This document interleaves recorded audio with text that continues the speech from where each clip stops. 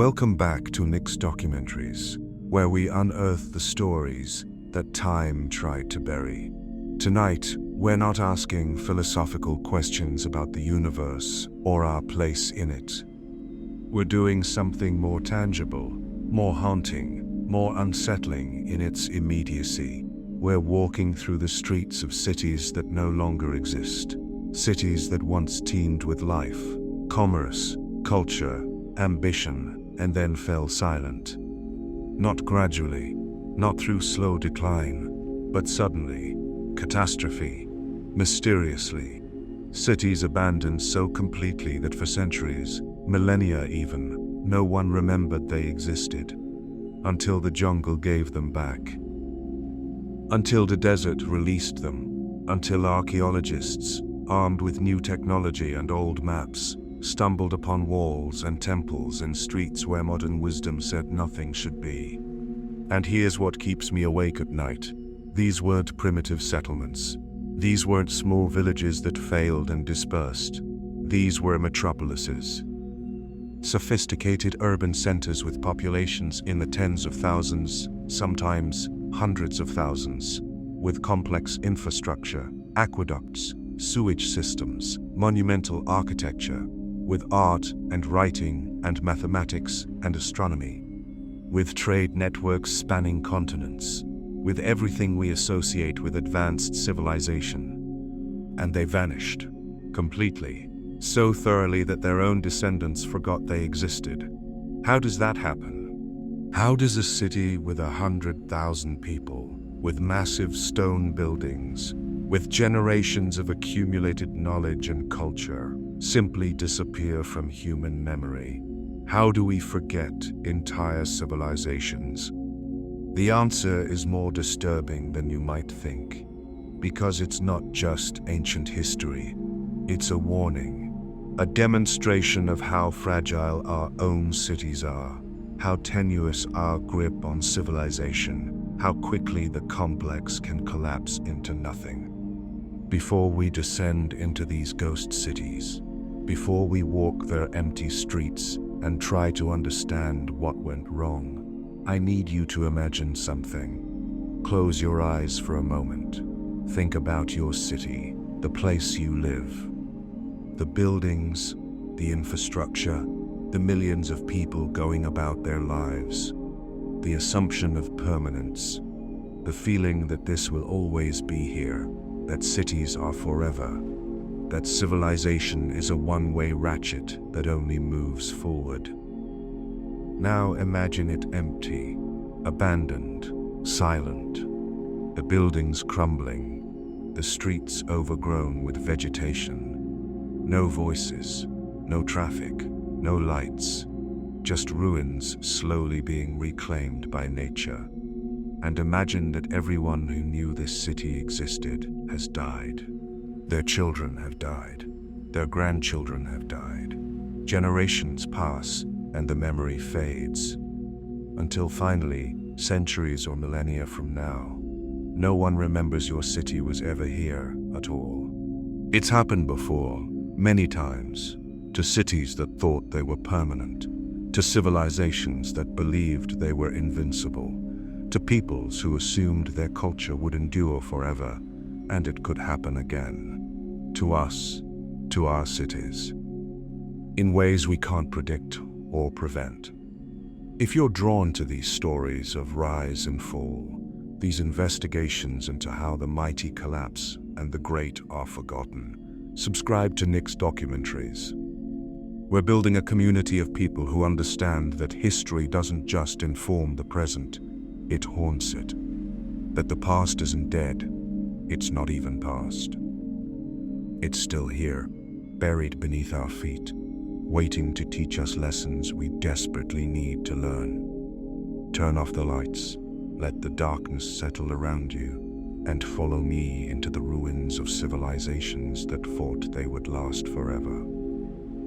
Because their story is our story, their fate might be our fate, and the secrets they left behind in their silent streets might be the only warning we get. And this was a way of many scriptures, more metafences, until we began to understand that cities, like people, can die. And when they do, they take their stories with them into the darkness. Unless we listen, unless we excavate, unless we're willing to confront the unsettling truth that everything we've built could disappear just as completely. Let's begin. Deep in the jungles of Cambodia, hidden beneath centuries of vegetation, lies one of the most spectacular lost cities ever discovered. Angkor. Not a single city, actually, but an entire metropolitan complex that once covered more than 1,000 square kilometers, larger than modern Los Angeles, larger than any city in medieval Europe. A sprawling urban landscape of temples and palaces and reservoirs and roads, all connected by an engineering marvel of hydraulic infrastructure that sustained somewhere between 750,000 and 1 million people at its peak. 1 million people.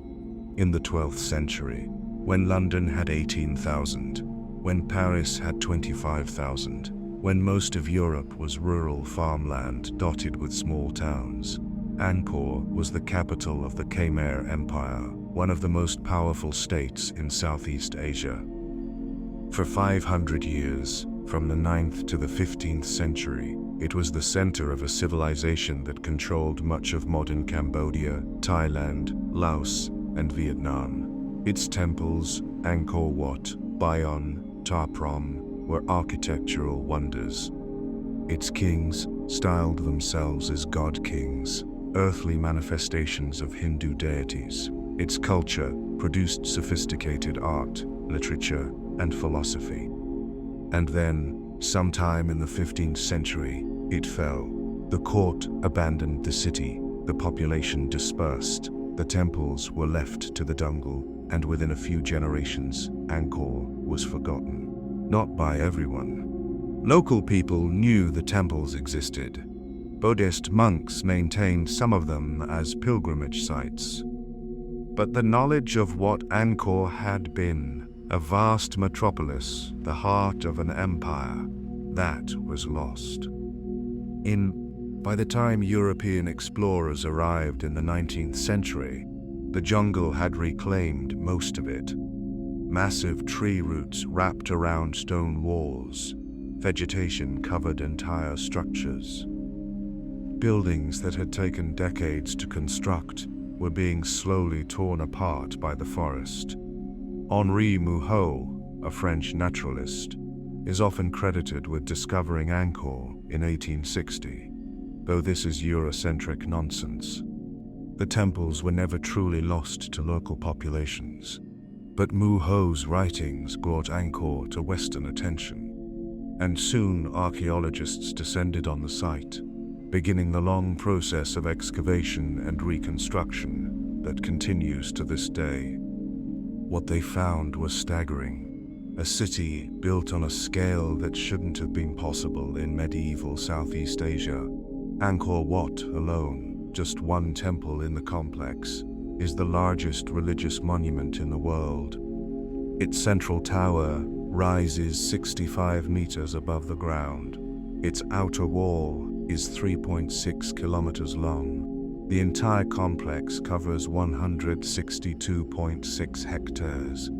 It was built in the early 12th century by King Suryavarman II, probably taking 30 years and tens of thousands of workers to complete. But Angkor Wat is just the centerpiece. The real marvel is the city itself, the urban planning, the infrastructure. Angkor was built around a sophisticated water management system. Massive reservoirs called bares, some several kilometers long, collected rainwater during the monsoon season and distributed it through canals during the dry season. This allowed year-round agriculture, multiple rice harvests per year, which in turn supported the enormous population. The West Bare alone is 8 kilometers long and 2.2 kilometers wide. It could hold 50 million cubic meters of water. That's larger than some modern dams. And it was built in the 11th century, without modern machinery, without concrete, without steel. Recent LiDAR surveys, laser technology that can penetrate jungle canopy and map ground features, have revealed that Angkor was even more extensive than anyone realized. The city stretched far beyond the temple complexes into surrounding areas previously thought to be empty jungle. There were neighborhoods, streets, khongs, gardens, all connected by a grid of roads and canals. It was a planned urban environment on a massive scale. So what happened? Why did 1 million people abandon a city that had sustained them for centuries? The answer is complex, and we're still piecing it together. But the evidence points to a perfect storm of environmental, political, and social factors. Climate change played a role. Tree ring data and sediment cores show that the region experienced a series of severe droughts in the 14th and 15th centuries, punctuated but with loud fire, the war center's workers' plot, and the United States' power. The crossing of the war seas, the war, and the train made sing. The berets and canals were designed for predictable seasonal patterns. When those patterns shifted, droughts lasting years, followed by floods that destroyed infrastructure, the system failed. Agricultural production collapsed. Famine followed.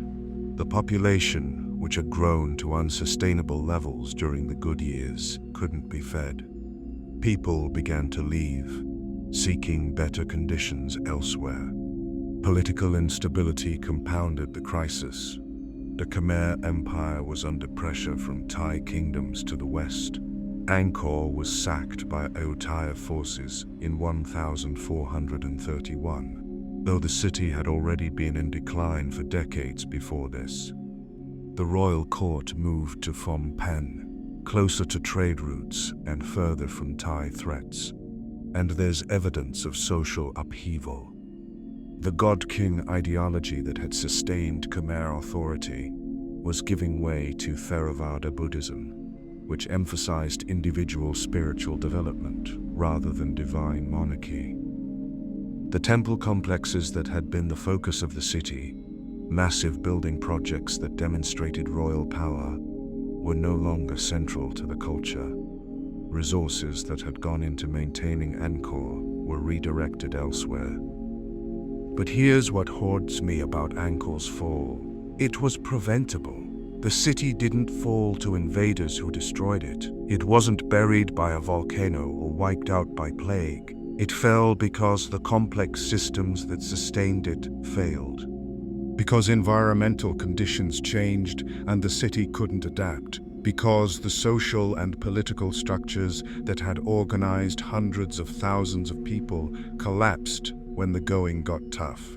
Angkor is a warning.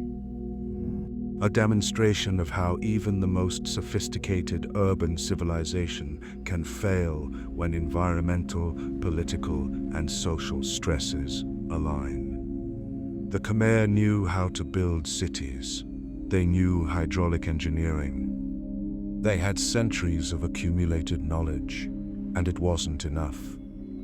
When you walk through Angkor today, and I have multiple times, each visit more unsettling than the last, you see the hubris of permanence. These massive stone temples were built to last forever. They were expressions of divine power made manifest in architecture.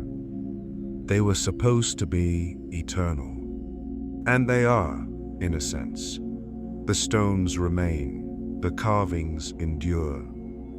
You can still walk through the corridors of Angkor Wat and see the bas-reliefs depicting the churning of the ocean of milk, the battles of the Ramayana, the daily life of the Khmer people. But the city is dead. The 1 million people are gone. The culture that created these monuments has evolved into something different. The knowledge of how to maintain the hydraulic system has been lost. The reasons for building on such a massive scale have been forgotten. Angkor didn't vanish overnight. It took a century or more to fully collapse, but collapse it did. And for hundreds of years, it was swallowed by the jungle, forgotten by the world, and the patient destructive embrace of tree roots. In the desert mountains of southern Jordan, hidden in a narrow canyon, accessible only through a winding gorge called the Sikh, lies Petra, the Rose City. El Khazneh, the treasury, with its elaborately carved facade glowing pink in the morning sun. One of the most iconic archaeological sites in the world, and one of the most mysterious. Petra was the capital of the Nabatean kingdom, an Arab people who controlled the trade routes between Arabia, Egypt, and the Mediterranean, from roughly the 4th century BCE to the 1st century CE.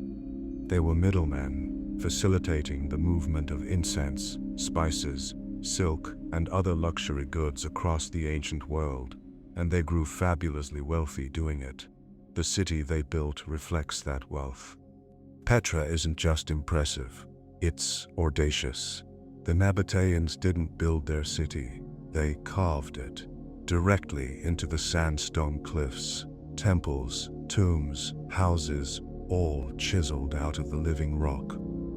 The treasury, the monastery, the royal tombs, these aren't structures erected stone by stone, they're negative space, solid rock removed to create facades and chambers and colonnades.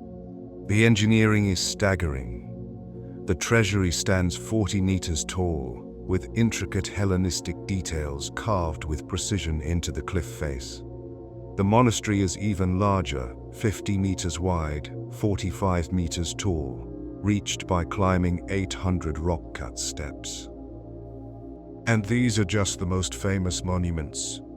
Petra contains hundreds of tombs, temples, and structures, all carved from stone, spread across a valley surrounded by jagged mountains. But Petra's real marvel wasn't its architecture, it was its water management. Because Petra is in the desert, it receives maybe 15 centimeters of rain per year. It's surrounded by arid mountains in one of the driest regions on Earth. Sustaining a city of 20,000 to 30,000 people in such conditions should be impossible. The Nabateans made it possible through hydraulic engineering that rivaled anything in the ancient world. They built a complex system of dams, cisterns, and channels that captured every drop of rainwater, stored it, and distributed it throughout the city. They carved channels into the rock walls of the Sikh, directing flash flood waters into reservoirs. They built ceramic pipelines to bring water from springs kilometers away. They created a sustainable urban environment in one of the most inhospitable places imaginable. And for centuries, it worked. Petra thrived. The Nabateans controlled the incense trade, levied taxes on caravans passing through their territory, and used the wealth to build their extraordinary city. Oh, what do you mean for these people? What do you mean for them for their profits? They developed their own alphabet, their own pottery styles, their own artistic traditions that blended influences from Egypt, Greece, and Mesopotamia into something unique. But then, as with all great trading civilizations, geopolitics shifted. The Romans annexed Nabatea in 106 CE. Petra became part of the Roman province of Arabia Petraea. At first, this wasn't catastrophic. Roman rule brought investment, new construction, roads, but it also brought competition. The Romans developed new trade routes, sea routes particularly, that bypassed Petra. The caravans that had been the city's lifeblood started going elsewhere. Then came earthquakes. A major quake in 363 CE damaged much of the city.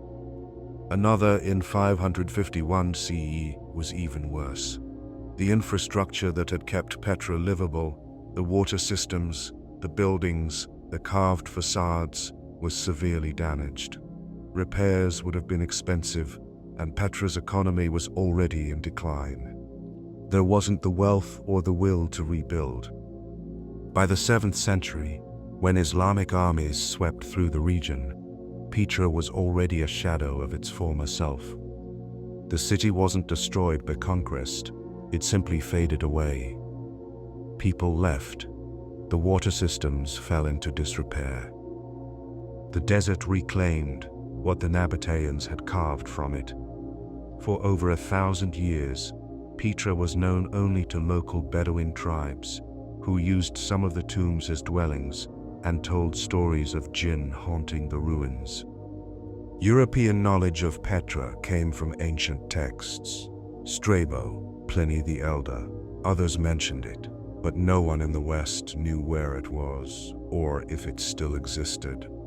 In 1812, Swiss explorer Johann Ludwig Burckhardt, disguised as an Arab pilgrim, convinced his Bedouin guide to take him through the Sikh to see the ruins.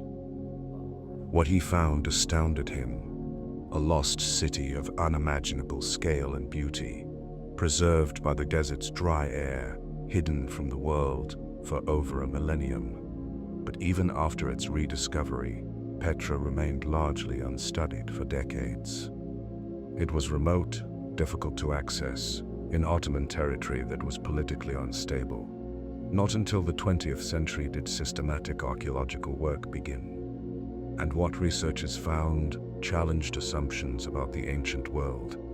The Nabateans weren't just traders, they were innovators. Their ceramic technology was advanced, thin-walled vessels that are incredibly delicate, painted with intricate floral designs. Their hydraulic engineering was sophisticated, incorporating principles that wouldn't be rediscovered until centuries later. Their art was syncretic, blending multiple cultural influences into a unique style. And they were literate. Nabatean inscriptions have been found throughout their former territory, written in an alphabet derived from Aramaic that would eventually evolve into the Arabic script. They kept records, wrote poetry, corresponded with other kingdoms. They had a complex culture, not just a trading post in the desert, but almost all of that culture is lost. The Nabatean language is extinct. We can read inscriptions but don't fully understand the grammar or vocabulary. Their literature is gone. Their music, their oral traditions, their daily lives, mostly unknown.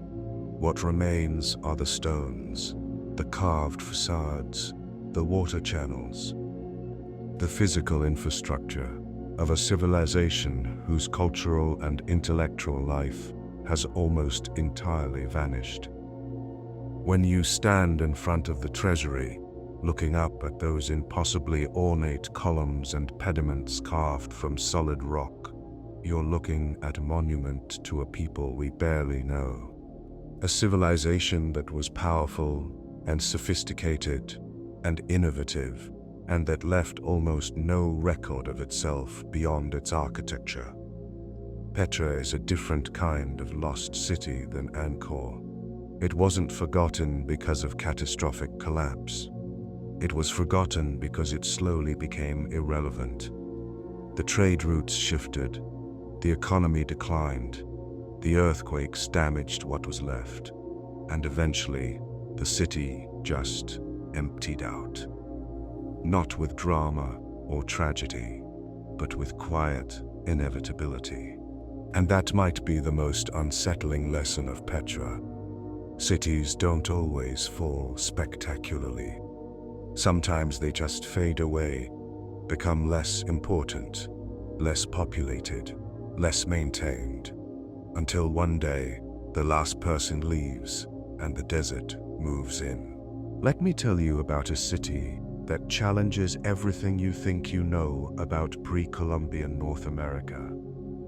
A city that most Americans have never heard of, despite it being one of the largest and most sophisticated urban centers in the medieval world. A city that existed in what is now the United States, with a population that rivaled London and Paris, with monumental architecture and complex social organization, and far-reaching trade networks.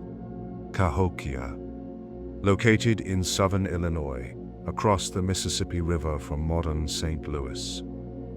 At its peak, around 1050 to 120 CE, it was home to somewhere between 10,000 and 40,000 people. Estimates vary, but even the conservative numbers make it the largest city north of Mexico in pre-Columbian North America. And it was abandoned completely. By 1400, it was empty. By the time European settlers arrived in the region in the 17th and 18th centuries, no one remembered it had existed. The defining feature of Cahokia is its mounds. Earthen structures, some of them massive, built by moving millions of cubic meters of soil, basket by basket. Monk's Mound, the largest, is 30 meters tall, covers 5.6 hectares at its base, and required the execution and placement of over 620,000 cubic meters of earth. It's the largest earthen structure in the Americas north of Mexico, and it was built entirely with human labor. No wheels, no draft animals, just people carrying baskets of dirt. Why build such massive structures? We don't know for certain, but the evidence suggests they were platforms for important buildings, temples, elite residences, administrative centers. Monk's Mound had a large wooden structure on its summit, probably the residence of the paramount chief or a ceremonial building. Other mounds served as burial sites for important individuals, their graves filled with exotic goods, copper from the Great Lakes, mica from the Appalachians, shells from the Gulf Coast, all indicating a vast trade network. Cahokia wasn't just large, it was organized. The city was laid out according to a clear plan, with a central plaza surrounded by mounds, residential areas radiating outward, all oriented to cardinal directions. There's evidence of a massive wooden structure called Woodhenge, a circle of posts that functioned as a solar calendar, marking solstices and equinoxes. The sophistication required to design and construct such a feature indicates advanced astronomical knowledge. The population was stratified. Elite individuals lived on or near the mounds, in larger houses with better goods. Commoners lived in smaller structures further from the center. There's evidence of craft specialization, potters, toolmakers, builders, indicating a complex division of labor. And there's evidence of violent social control. Mass graves containing bodies showing signs of ritual sacrifice. A palisade wall around the central area, suggesting defense or social segregation. Cahokia was a chiefdom, possibly an early state, with centralized political authority and the ability to organize large-scale labor projects. It was the center of what archaeologists call the Mississippian culture, which spread across much of the southeastern United States, building smaller mound complexes, participating in long-distance trade, sharing similar pottery styles and ceremonial practices, and then it collapsed. Sometime between 1200 and 1400 CE, Cahokia's population declined. The mound building stopped. People dispersed. By 1400, the site was abandoned. Why? We're still figuring it out. The evidence suggests multiple factors. Environmental degradation is one. Cahokia's massive population put enormous pressure on local resources. Forests were cleared for timber and farmland. Game was hunted to scarcity. Soil erosion from deforestation may have reduced agricultural productivity. The very success of the city created conditions that undermined its sustainability. There's also evidence of climate change. The medieval warm period, which had made the region's agriculture productive, ended in the 13th century. Cooler temperatures, shorter growing seasons, more unpredictable weather, All of this would have stressed the agricultural system that supported the city. Political factors likely played a role too. Maintaining a chiefdom requires continual demonstration of power and divine favor. If crops failed, if the elites couldn't deliver prosperity, people would lose faith in the system. There's evidence of increased violence in Cahokia's later years, possibly indicating internal conflict or external threats. And there's a grimmer possibility that some researchers have proposed: disease. When populations concentrate in large numbers, especially in areas with inadequate sanitation, infectious disease becomes a major threat. Cahokia may have experienced epidemics that decimated the population and made the city untenable. Whatever the combination of causes, the result was abandonment. The people didn't vanish. Their descendants are still here, in various Native American tribes of the Midwest and Southeast, but they left Cahokia. They dispersed into smaller, more sustainable communities, and within a few generations, the memory of the great city faded. When European explorers arrived, they saw the mounds, but didn't understand them. Some thought they were natural features. Others attributed them to a lost race of mound builders who had nothing to do with Native Americans, a racist myth that persisted into the 20th century, used to deny indigenous peoples credit for their own achievements.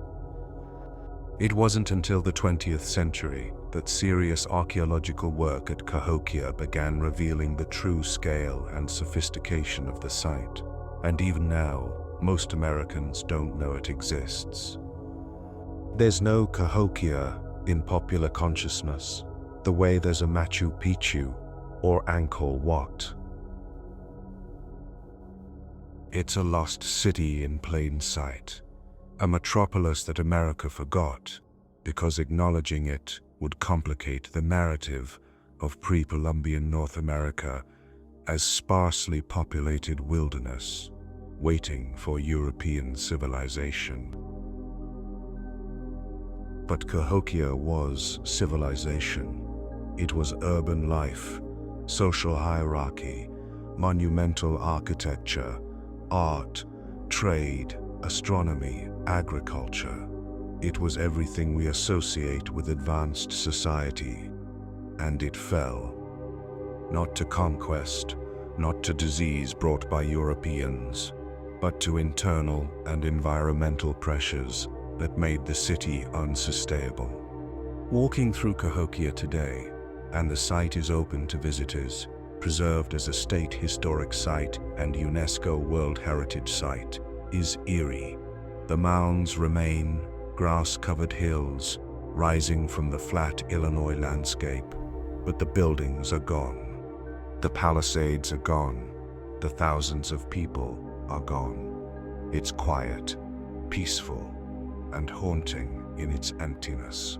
This was one of the largest cities in the world in its time, and it vanished so completely that its own descendants forgot it was here.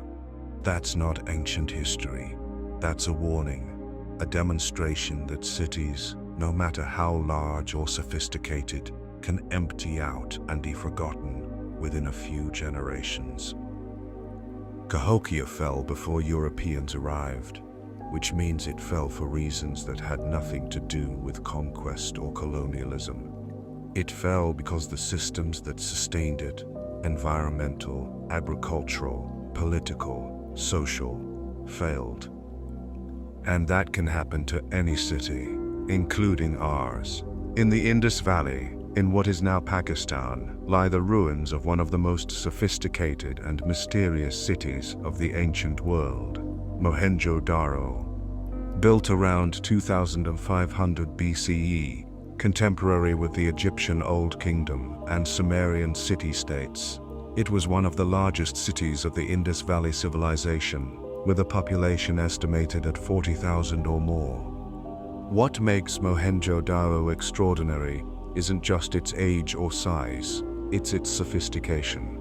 This was an urban environment with planned and started Indian forms, standing and painting and firing powers with crowds. With multi-story buildings, some with courtyards and wells. With a sophisticated drainage system that channeled wastewater from houses into covered street drains, which emptied into larger sewers, a level of urban sanitation that wouldn't be seen again for thousands of years. The Great Bath, a large rectangular tank surrounded by columns and rooms, was probably used for ritual purification. Its construction, waterproof with layers of bitumen, with carefully fitted bricks, with staircases on opposite ends, demonstrates advanced engineering knowledge. Mohenjo-daro had public granaries, suggesting centralized food storage and distribution. It had workshops for bead making, pottery, metalworking, all indicating craft specialization and trade. Artifacts from the city include weights and measures that were standardized across the entire Indus Valley civilization, suggesting a high degree of economic integration across hundreds of kilometers. And then there's the writing. The Indus script, found on thousands of seals and pottery fragments, remains undeciphered. We can see that it's writing, symbols arranged in sequences, used for labeling goods, marking ownership, possibly recording transactions. But we can't read it. The language is unknown, possibly unrelated to any modern language family. And because we can't read the script, we don't know what the people of Mohenjo-daro called themselves, what their political system was, what their religion believed, what their literature said. We're looking at a sophisticated urban civilization that left extensive physical remains, but almost no understandable written record. It's like finding a library where all the books are in a language no one can read. And then, around 1900 BE, Mohenjo-daro was abandoned. Not suddenly, the decline took a century or more, but definitively. By 1700 BE, the city was empty. The Indus Valley civilization, which had thrived for over 800 years, with dozens of cities and towns connected by trade networks, collapsed. Why?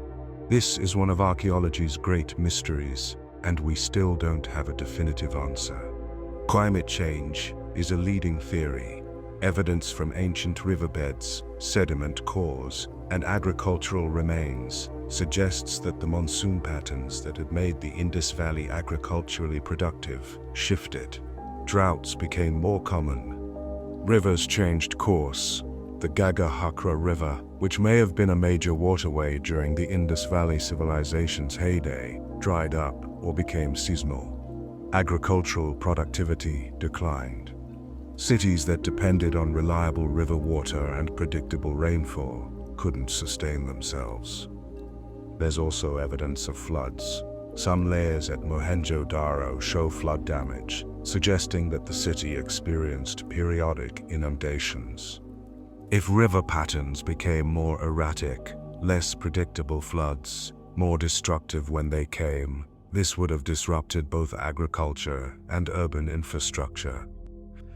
Some older theories proposed invasion, Aryan tribes migrating from the north, destroying the Indus Valley cities.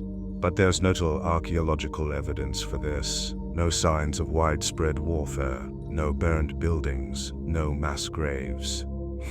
The decline appears to have been more gradual, more environmental than military. Another possibility is disease. Large urban populations with limited understanding of germ theory are vulnerable to epidemics.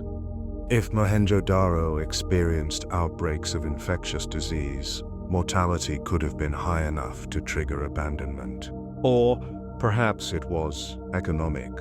If trade networks collapsed due to political instability elsewhere, due to changes in trade routes, due to whatever reason, cities that depended on long-distance commerce would have suffered.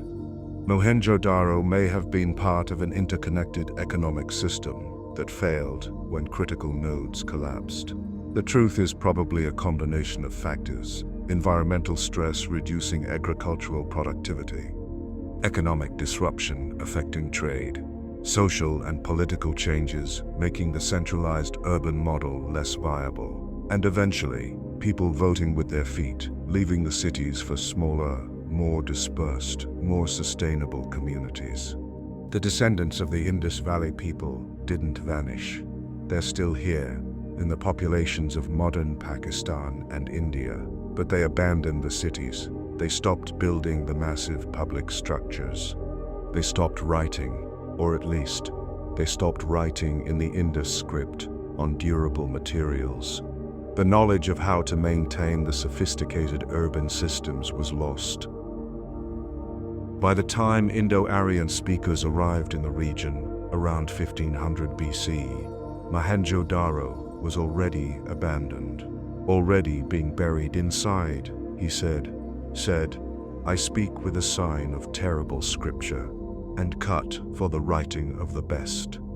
The newcomers had their own cultures, their own languages, their own ways of organizing society. They didn't continue the Indus Valley tradition. They built something different. And for over 3,500 years, Mohenjo-daro lay buried, unknown, forgotten, until excavations in the 1920s began revealing its existence.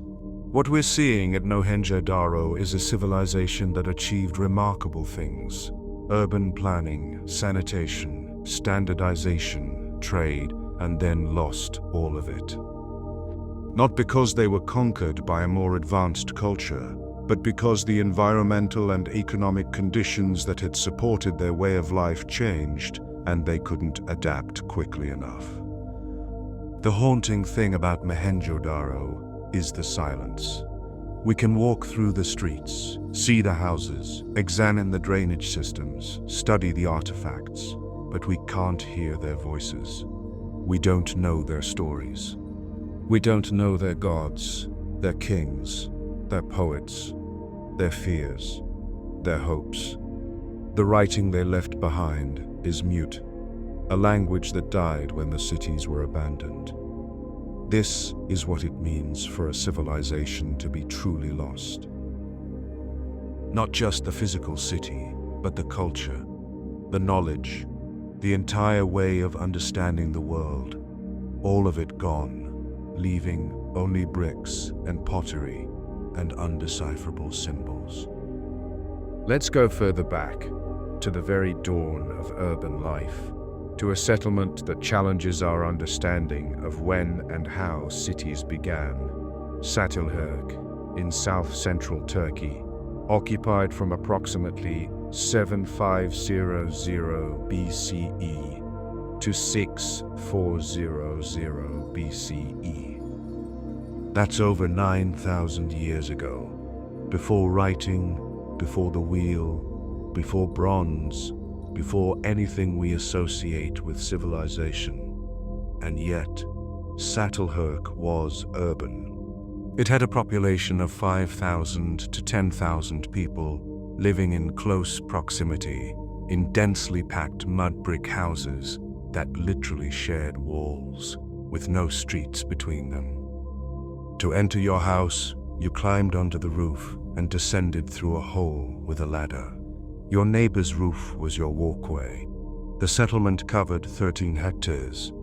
Houses were small, typically one room, about 25 square meters, with raised platforms for sleeping, a central hearth for cooking, storage areas built into the walls. Some houses had elaborate decorations, wall paintings, bull skulls mounted on walls, sculptures, burials beneath the floors. This is not what we expect from a Neolithic settlement.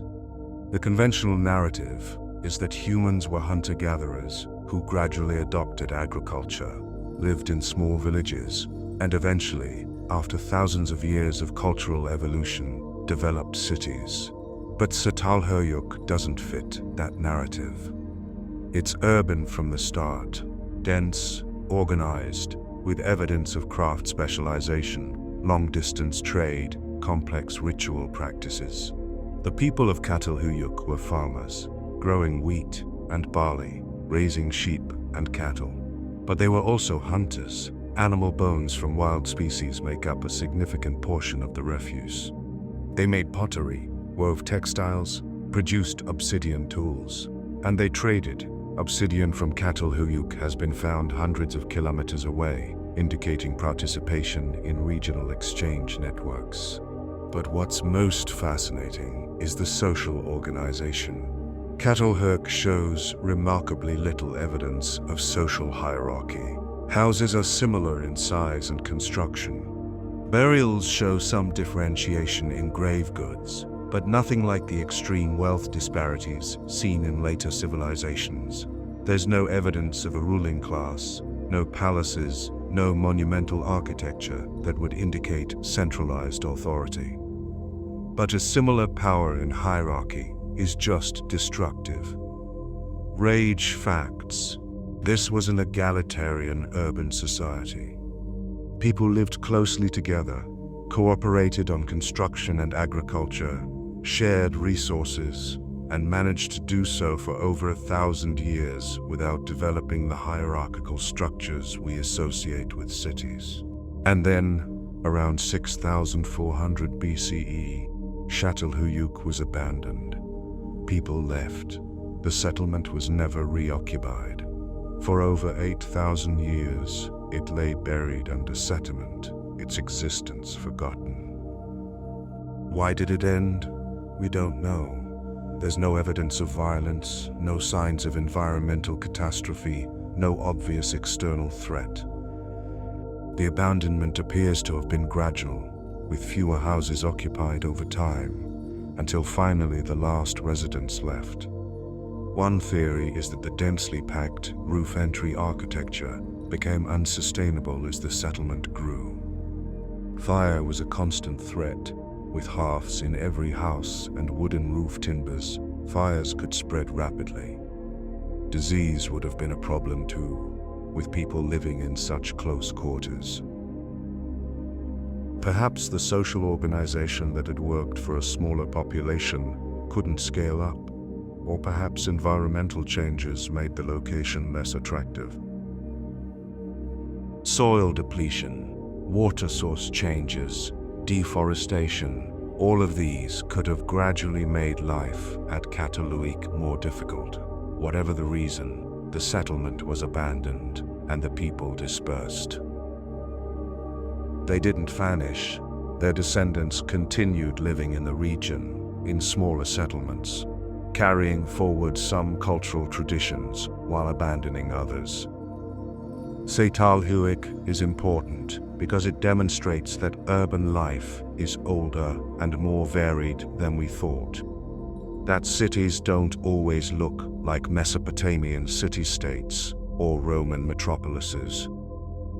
That dense human settlement, cooperation, specialization, and trade can exist without writing, without centralized government, without the monumental architecture and obvious hierarchy we expect.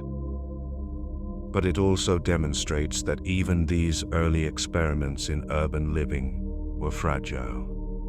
1,000 years is a long time by human standards, longer than most civilizations last, but it's not forever. Catalhuyuk thrived and then ended, leaving behind a buried settlement that was forgotten for millennia. In the Andes Mountains of Bolivia, near the shores of Lake Titicaca, at an altitude of 3,850 meters above sea level, lie the ruins of Tiwanaku.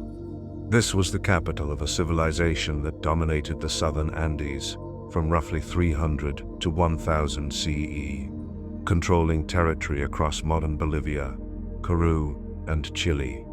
Building a major urban center at this altitude is impressive in itself. The thin air makes physical labor exhausting. Agriculture is challenging. The growing season is short. Frost is a constant threat. Many crops won't grow at all. And yet, Tiwanaku thrived, developing innovative agricultural techniques like raised field systems that protected crops from frost and maximized productivity. The city's population at its peak may have reached 40,000 or more. It had monumental architecture, massive stone platforms, temples, gateways. The Gateway of the Sun, a single stone carving weighing over 10 tons, decorated with intricate relief carvings, stands as testament to their stoneworking capabilities. The Akapana Pyramid, the largest structure at the site, is a stepped platform about 18 meters tall, built from massive stone blocks, some weighing over 100 tons. Moving stones of this size at high altitude, with no wheeled vehicles and no draft animals, llamas and alpacas aren't strong enough to pull heavy loads. Required organizational capabilities and engineering knowledge we're still trying to understand. Tiwanaku had a complex society with distinct social classes, craft specialization, long-distance trade networks bringing shells from the Pacific coast, gold and silver from mountain deposits, coca from lower elevations. The city was the religious and political center of a regional state, possibly an empire, with satellite settlements and colonies spread across the Andes. And then, around 1000 CE, it collapsed. The city was abandoned, the population dispersed. Tiwanaku's influence over the region evaporated. Why? Climate again appears to have played a crucial role. Sediment cores from Lake Titicaca show evidence of a severe, prolonged drought beginning around 1000 CE. Lake levels dropped. Coffee is unconscious. The rainfall that had made the raised field agriculture productive diminished. Crops failed. For a civilization adapted to marginal environmental conditions, even small climate shifts could be catastrophic. Tiwanaku's agricultural system was sophisticated but finely tuned to specific conditions. When those conditions changed, the system failed. Food production dropped. The large urban population couldn't be sustained. Political authority, which had been based partly on the ability to ensure agricultural prosperity through ritual knowledge and divine favor, was undermined. People left. They moved to lower elevations, to areas less affected by drought. They formed smaller communities. The knowledge of how to maintain the monumental architecture, how to quarry and move massive stones, how to organize large-scale labor projects, all of this was lost. By the time the Inca conquered the region in the 15th century, Tiwanaku was already ancient ruins. The Inca were impressed by the stonework, attributing it to giants or gods, not believing humans could have built such things.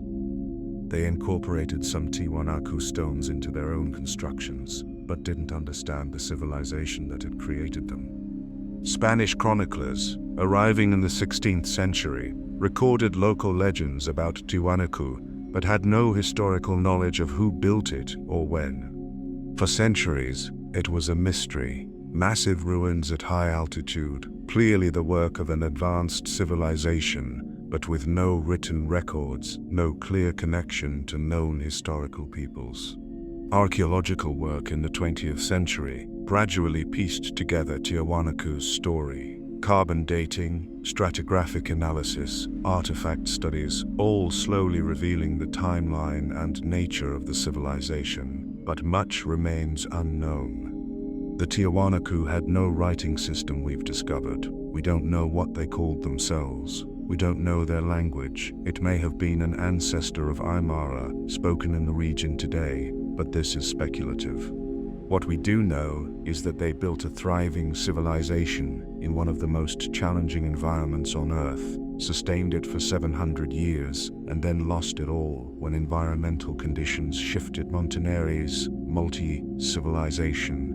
We've walked through 7 lost cities, scattered across the globe, from different time periods, from different cultures, Angkor in Cambodia, Petra in Jordan, Cahokia in North America, Mohenjo-Daro in Pakistan, Satalhur in Turkey, Tiwanaku in Bolivia. Each one tells a unique story, each one fell for different reasons. But when you step back and look at the pattern, commonalities emerge, uncomfortable commonalities, patterns that should make us pay attention.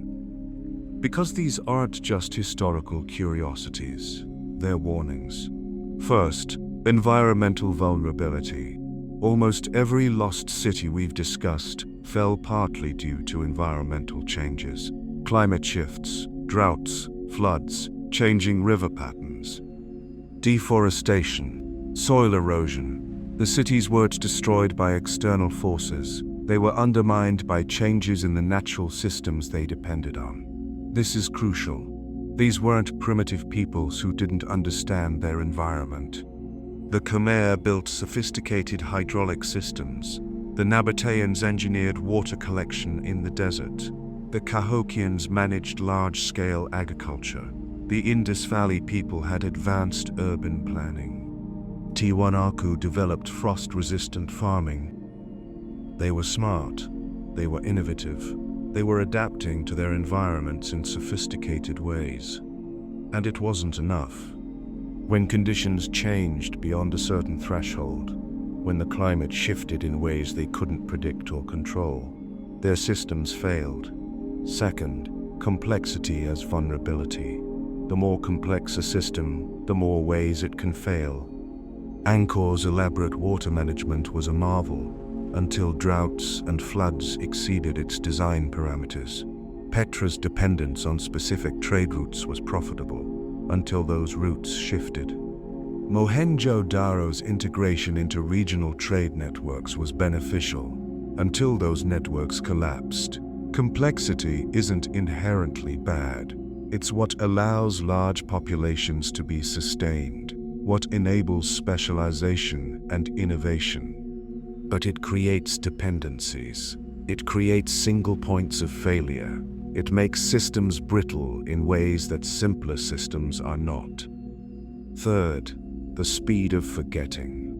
This is perhaps the most unsettling pattern. These cities weren't forgotten over tens of thousands of years. They were forgotten within centuries, sometimes within generations.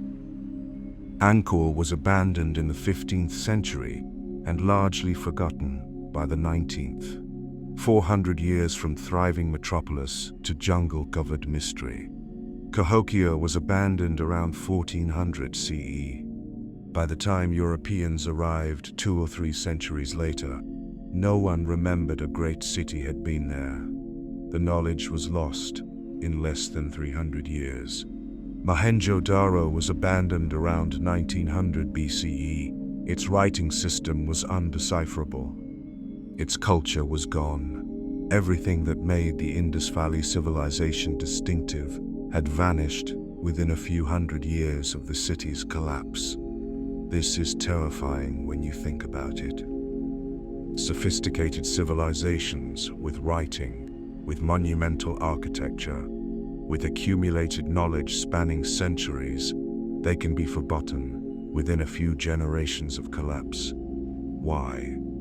Partly because cultural memory is fragile. It's maintained through institutions, schools, libraries, scribal traditions, oral histories. When those institutions fail, when the people who maintain them die or disperse, the knowledge goes with them. Writing helps, but only if people continue to read it, continue to teach it, continue to value it. If a civilization collapses and its writing system falls out of use, that writing becomes unintelligible within a generation or two. We can't read Linear A from Minoan Crete. We can't read the Indus script. We can't read Rongorongo from Easter Island. These weren't simple systems. They were sophisticated writing used by complex societies. And they're lost because the cultural continuity that would have preserved them was broken. Fourth, no civilization is too big to fail. Angkor was one of the largest cities in the medieval world. It had 1 million people. It controlled a region the size of modern France, and it fell. The Indus Valley civilization had hundreds of settlements across a region larger than ancient Egypt or Mesopotamia. It lasted 800 years, and it fell. Size doesn't protect you. Longevity doesn't protect you. Sophistication doesn't protect you. When the conditions that sustain a civilization change beyond its capacity to adapt, it falls, regardless of how great it was at its peak. Fifth, collapse is often multiversal. It's rarely one thing that brings down a civilization. It's usually a cascade of failures, multiple stresses aligning in destructive ways. Angkor faced climate change and political instability and religious transformation and military threats. Any one of these might have been manageable. All of them together were catastrophic. Cahokia faced environmental degradation and climate change and possible disease and political fragmentation. The combination was lethal, even though no single factor might have been. This is the nature of complex system collapse. You don't need one overwhelming crisis. You just need enough moderate crises hitting simultaneously that the system can't cope. And finally, we don't fully understand any of these collapses. Despite decades of archaeological work, despite advances in climate science and soil analysis and radiocarbon dating and all the tools of modern research, we're still piecing together what happened. We have theories, we have evidence. We can point to likely contributing factors, but the full story, the lived experience of these collapses, the decisions people made, the ways communities tried to adapt and failed, much of that is lost to us. This should make us humble. We're looking at the ruins of civilizations that thought they understood their world, that had centuries of accumulated wisdom, that made rational decisions based on the information they had, and they still fell. What makes us think we'll do better? Now, let's talk about something uncomfortable. The cities that might join this list. The metropolises of today that could become the lost cities of tomorrow. I'm not being sensational. I'm extrapolating from the patterns we've observed. Environmental vulnerability, complexity as brittleness, dependence on systems that can fail. These aren't ancient problems, they're current problems. Take Miami, a modern American city with a metropolitan population of over 6 million people. Built on porous limestone, in an area with an average elevation of less than 2 meters above sea level, already experiencing tidal flooding in sunny weather, already pumping millions of gallons of water to keep the streets dry, already facing saltwater intrusion into freshwater aquifers. Sea levels are rising. Conservative estimates suggest 30 to 60 centimeters by 2100. More aggressive estimates, factoring in ice sheet dynamics we don't fully understand, suggest over 1 meter. Miami's flood defenses are designed for current sea levels. They're already struggling. What happens when sea level rise accelerates? When storm surges get higher? When the groundwater becomes too saline to use? There's no scenario where Miami in 2020 looks like Miami in 2024. Either we spend trillions building ever higher seawalls and pumping systems, effectively creating a below sea level city like New Orleans or Amsterdam, or we abandon large portions of it. And if we abandon it, if the cost of defending it exceeds the value of staying, what happens to the buildings, the infrastructure, the cultural institutions?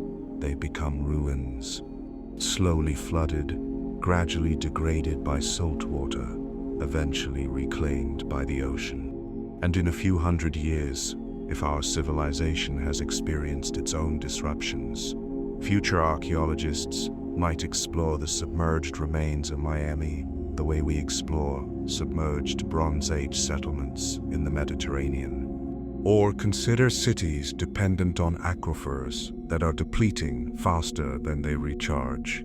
Las Vegas, Phoenix, Mexico City, parts of California's Central Valley, all drinking water that isn't being replaced. What?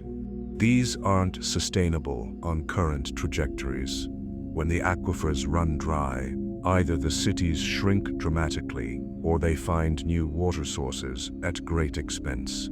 If they shrink, parts of them will be abandoned, buildings will empty out, infrastructure will decay, and those abandoned zones will become urban ruins, not because of war or plague, but because the water ran out. Or think about cities in regions facing severe climate change impacts. Parts of the Middle East may become literally uninhabitable due to wet bulb temperatures exceeding human survival thresholds. We're already seeing summer temperatures in places like Iraq and Kuwait, approaching the limits of what humans can endure, even with air conditioning. As climate change continues, some regions will cross thresholds that make permanent habitation impossible. When that happens, the cities in those regions will be abandoned, not gradually, but quickly. You can't live somewhere where going outside in summer will kill you within hours. People will leave. The cities will empty. And they'll join the list of lost cities, not because of ancient mysteries, but because physics and chemistry made them unlivable. I'm not predicting specific timelines. I'm not saying Miami will be abandoned in 2010, or that Phoenix will run out of water in 2075. I haven't. I'm saying the conditions that have caused cities to be abandoned in the past, environmental changes beyond the capacity of infrastructure to handle, are developing right now in multiple places around the world. And I'm saying that our complex, interconnected modern civilization might make us more vulnerable, not less. Angkor depended on predictable monsoons and functional water systems. When those failed, the city fell. Miami depends on electricity to run pumps, on global supply chains to deliver materials, on government funding to maintain defenses, on insurance markets to distribute risk. If any of those systems fails, if the power grid goes down, if supply chains are disrupted, if governments can't afford the infrastructure, if insurance companies pull out, the whole edifice becomes vulnerable. We like to think we're different from ancient civilizations. We have better technology, better science, better predictive models. We understand climate and hydrology and urban planning in ways the Khmer or Nabateans never could. All of that is true, and it might not matter, because the fundamental pattern remains. Human settlements depend on environmental conditions remaining within certain parameters. When those conditions change beyond the capacity of the settlement to adapt, the settlement fails. Our technology gives us more tools for adaptation, but it doesn't eliminate the problem. And it might give us false confidence, a belief that we can engineer our way out of any crisis, that our cities are permanent in ways ancient cities weren't. They're not. No city is permanent. Every city exists on sufferance, in a narrow range of environmental and social conditions. When those conditions change sufficiently, the city either adapts radically or it dies. Some modern cities will adapt. They'll invest in infrastructure, relocate populations, develop new water sources, build seawalls, whatever it takes. But adaptation is expensive. It requires resources, political will, social cohesion. Not every city will have those things. Some will fail to adapt, and those will be abandoned. And if our broader civilization experiences disruptions, economic collapse, political fragmentation, pandemic, war, the ability to maintain complex urban systems will diminish. Cities that are sustainable during stable times become unsustainable during crises. That's when abandonment happens. That's when history moves from gradual change to rapid collapse. I don't say this to be alarmist. I say it because the archaeological record is clear. Cities fall, civilizations collapse, and when they do, the knowledge and culture they created can be lost astonishingly quickly. We're not immune, we're not special. We're just the latest civilization to think we figured it out, to believe we're past the point where collapse is possible. Every lost city thought the same thing once. Let's return to where we started, standing in the ruins of cities that no longer exist, walking through empty streets, looking at crumbling walls, trying to understand what happened and what it means. What do the ruins remember? What do they teach us? First, they remember hubris.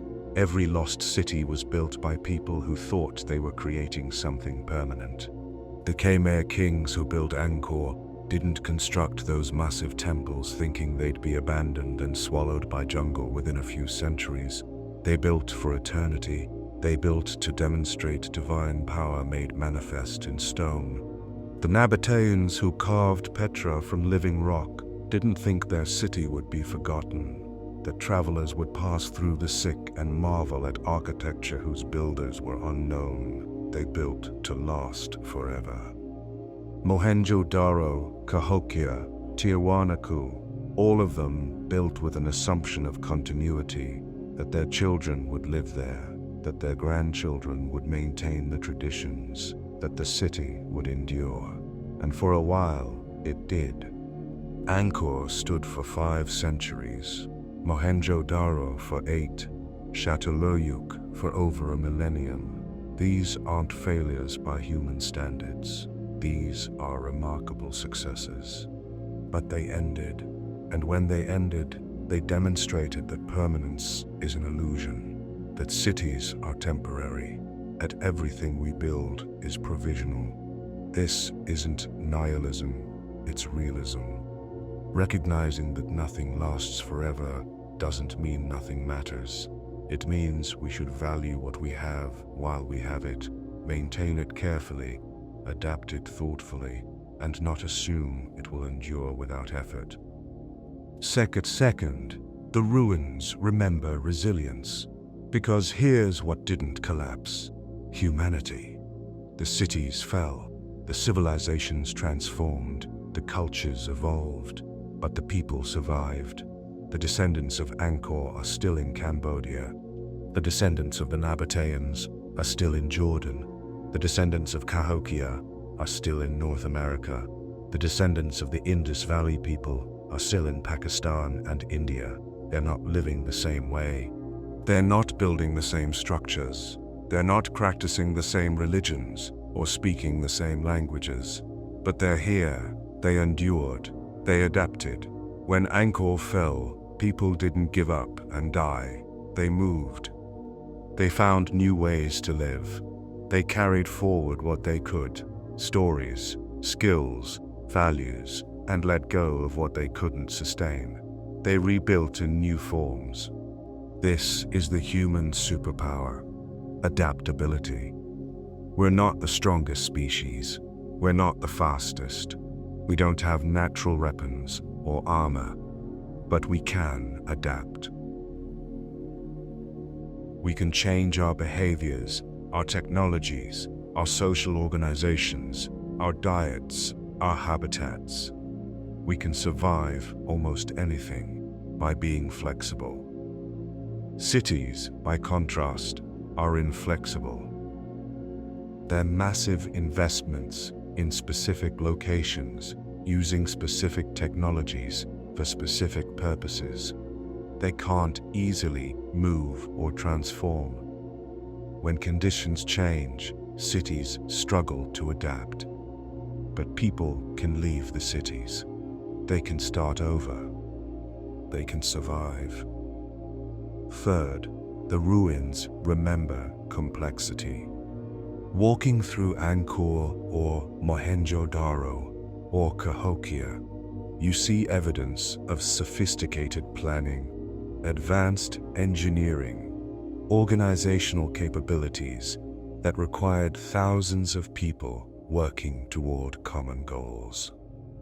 Creating these cities required accumulated knowledge, generational learning, institutional memory, writing systems to preserve information, educational systems to transmit knowledge.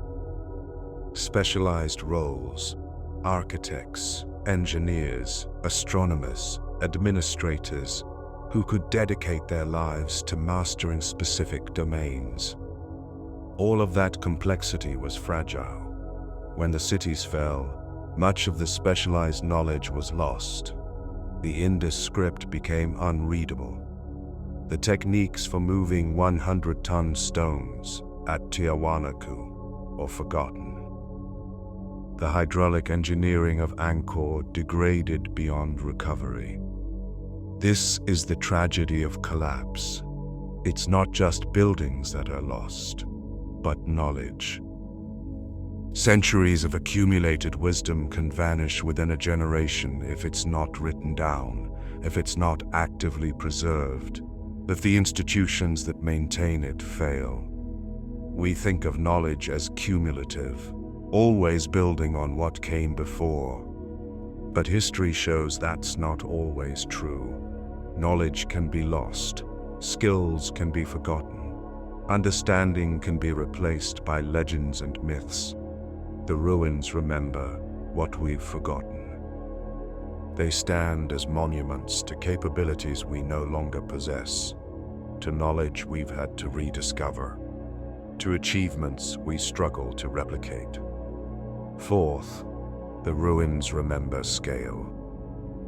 Standing next to Monk's Mound at Cahokia, or the Akapana at Tiwanaku, or the reservoirs at Angkor, you're confronted with the sheer magnitude of human effort required to create these structures.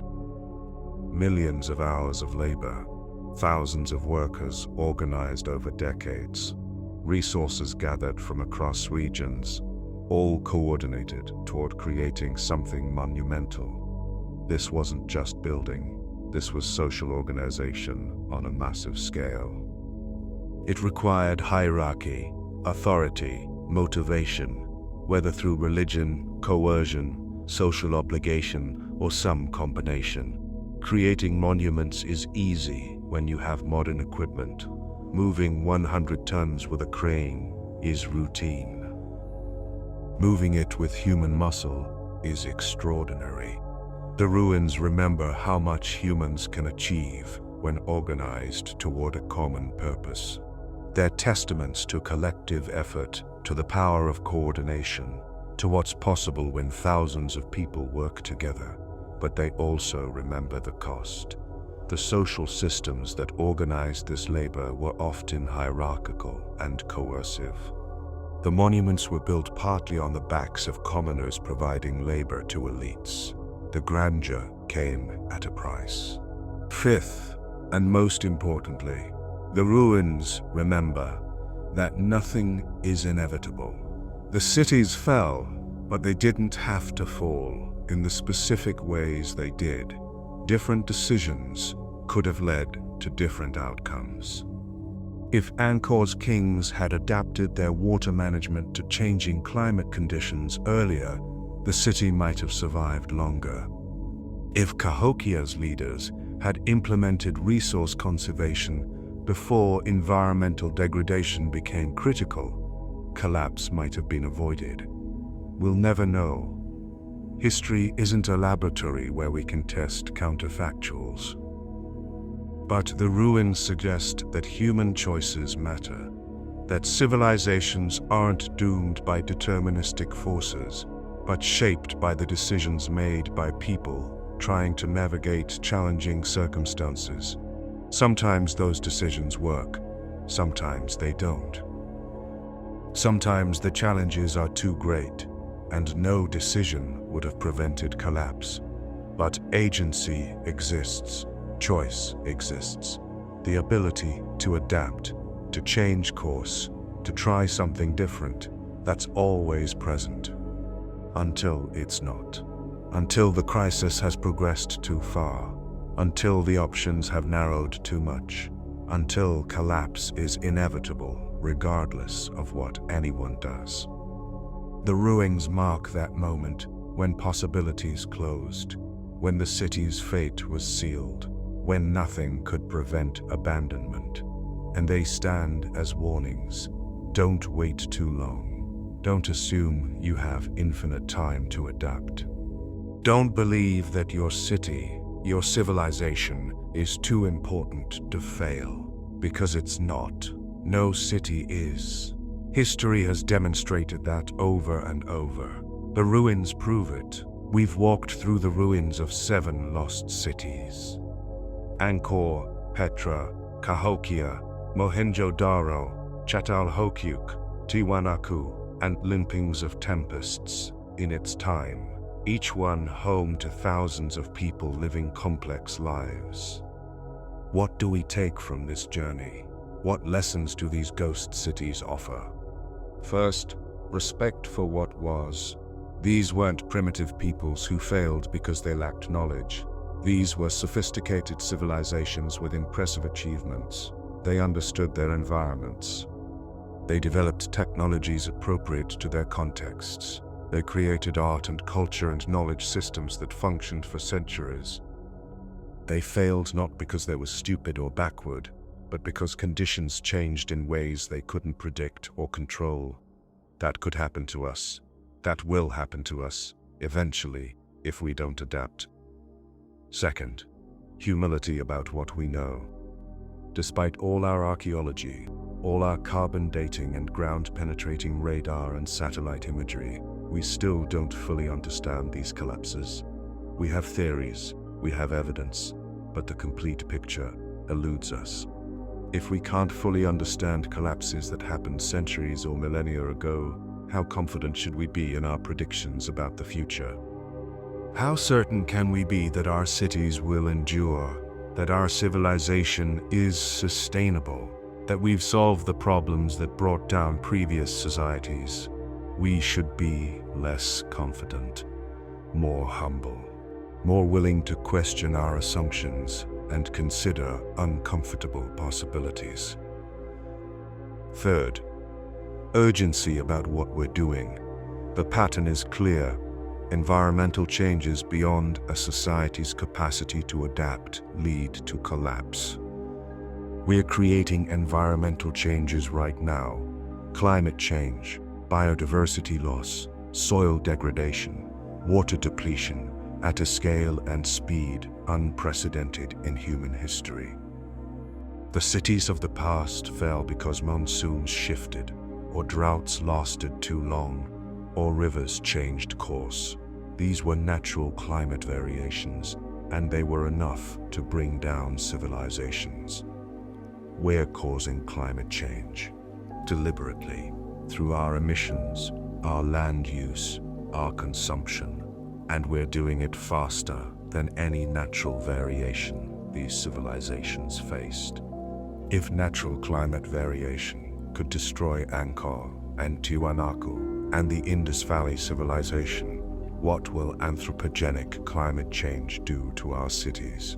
What will happen when Miami floods, when Phoenix runs dry, when regions become uninhabitable? We know the answer. History has already shown us. Cities fall, civilizations collapse, knowledge is lost. The only question is whether we'll adapt in time to prevent it, whether we'll learn from the ruins of lost cities and change course before our own cities join them. Fourth, hope in human resilience. The cities fell, the people survived, Humanity endured. We're still here, building new cities, creating new civilizations, adapting to new conditions. This isn't guaranteed to continue. There are scenarios, nuclear war, runaway climate change, pandemic, that could threaten human survival itself. But history suggests we're remarkably resilient. We can endure the fall of cities, the collapse of civilizations, the loss of knowledge. We can rebuild. We can start over. We can learn. The ruins aren't just warnings, they're also testaments to human persistence, to the fact that we've faced catastrophic challenges before and survived, that we've lost everything and rebuilt, that we're still here, still creating, still trying. Finally, responsibility to the future. Every lost city we've discussed was somebody's present. It was their now, their reality, their home. The people living in Angkor in 1300 CE didn't think of themselves as living in a soon-to-be lost city. They thought they were living in a great metropolis that would endure. They were wrong. And their choices, their assumptions, their failures to adapt, contributed to that city becoming lost. We're living in somebody else's past. The cities we inhabit, the civilization we're building, the decisions we're making, all of this will be history to future generations. Either a history of successful adaptation and sustainable civilization, or a history of collapse and abandonment. What legacy do we want to leave? Do we want future archaeologists excavating the ruins of Miami or Phoenix or Los Angeles, trying to understand how we could have built cities in such vulnerable locations and failed to adapt? Or do we want to leave behind evidence of a civilization that saw the warning signs, learned from the past, and changed course in time? The choice is ours, but it won't be ours forever. There's a window for adaptation, a period when change is still possible, when the trajectory can be altered. That window doesn't stay open indefinitely. The lost cities teach us that. They show us what happens when the window closes, when adaptation becomes impossible, when the only option left is abandonment. Thank you for walking through these ruins with me. If these stories of fallen cities and forgotten civilizations resonate with you, if you see the parallels to our own time and want to explore them further, subscribe to Nick's Documentaries. We examine the past not as distant history, but as prologue, as pattern, as warning. The cities we've discussed are lost, but they're not gone. Their ruins remain, their stories persist, their lessons endure. We can learn from them. We can avoid their fate. We can build cities that adapt, civilizations that endure, knowledge systems that preserve understanding even through crisis. Or we can ignore the warnings, continue on our current trajectory, and in a few centuries, join Angkor and Petra and Cahokia in the catalogue of lost cities. Our own metropolises reclaimed by jungle or desert or rising seas. Our own achievements forgotten by descendants who no longer remember what we built or why it fell. The ruins are speaking. The ghosts of lost cities are trying to tell us something. The question is whether we're listening. Sleep well tonight, knowing that the ground beneath your city was once wilderness, and might be wilderness again. That permanence is an illusion, that everything we build is temporary, but also knowing that we're still here, still building, still learning, still capable of creating cities that thrive, civilizations that endure, knowledge that survives the test of time. The lost cities fell, but humanity survived. That pattern can continue, if we're wise enough to learn, humble enough to adapt, brave enough to change. Good night from Next Documentaries. Walk carefully through your city tomorrow. Look at the buildings and the infrastructure and the complexity. And remember that somewhere beneath your feet, or somewhere in your future, lie ruins waiting to teach lessons we haven't learned yet. The cities that vanished into silence are speaking still, if only we have ears to hear them.